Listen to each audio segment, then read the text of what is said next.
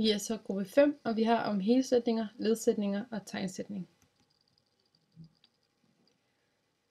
Men hvad er forskellen så på helsætninger og ledsætninger? En helsætning, det er en sætning, der ikke er et led i en anden sætning, og den kan derved stå alene. Et eksempel er: He told the jury the truth. Ledsætning er derimod en sætning, der ikke kan stå alene. Ledsætningen er derved et led i en anden sætning. Ledsætninger kan også fungere som underled i sammensatte sætningsled. Det gælder for eksempel for relative sætninger, som er henførende sætninger. Et eksempel på en ledsætning: They collected the tickets that they had reserved. Der er det første stykke her helsætningen, og det her det er så ledsætningen. Hvad er konjunktioner? Konjunktioner indleder en ledsætning, altså de starter den. Konjunktioner kan enten være hypotaktiske eller parataktiske.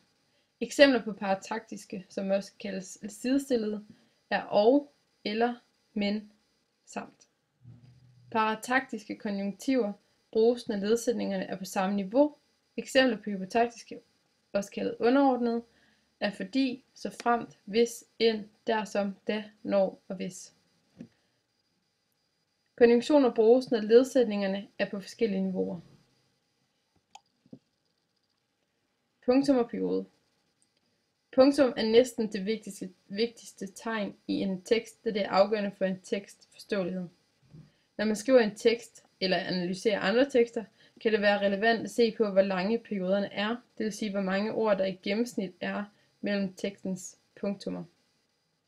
Det gennemsnitlige antal ord mellem punktummerne i en tekst kaldes punktumlængden. Punktumlængden har betydning for, hvor let eller vanskelig en tekst er at læse og forstå. Punktumlængden er ikke det eneste, der har betydning for en teksts sværhedsgrad, men en tekst med kort punktumlængde vil normalt være lettere at læse end en tekst, hvor der er langt mellem punktummerne. En periode, som jeg kort kom ind på før, er så et stykke tekst, som står mellem to punktummer eller tilsvarende tegn, som kolon, spørgsmålstegn osv. En periode indeholder normalt en helsætning og de ledsætninger, som indgår i helsætningen, men to eller flere helsætninger kan også optræde sideordnet i den samme periode. Kommaregler i overblik plus sideordningskomma. I engelsk er normerne for kommatering ret flydende, og det er derfor svært at sætte korrekt. Der er dog nogle huskeregler. Den første det er, at man skal sætte komma mellem sideordnede led og sætninger. Sideordningskomma hedder det også. Så skal man sætte komma efter tunge led i begyndelse af en sætning, som hedder foranstillingskomma. Og det betyder, at der for eksempel kan være mange informationer, og man derfor bliver nødt til at have komma imellem, for nemmere at komme igennem det. Den tredje det er omkring indskud, der kan undværes, og det kaldes indskudskomma. Der er også en huskeregel for, hvornår kommaet ikke skal sættes, og det er foran that som konjunktion eller relativ pronomen, og det kaldes that-reglen. Men den bedste huskeregel på engelsk, den lyder: if in doubt, leave it out. Sideordningskomma, det bruges så i tre situationer.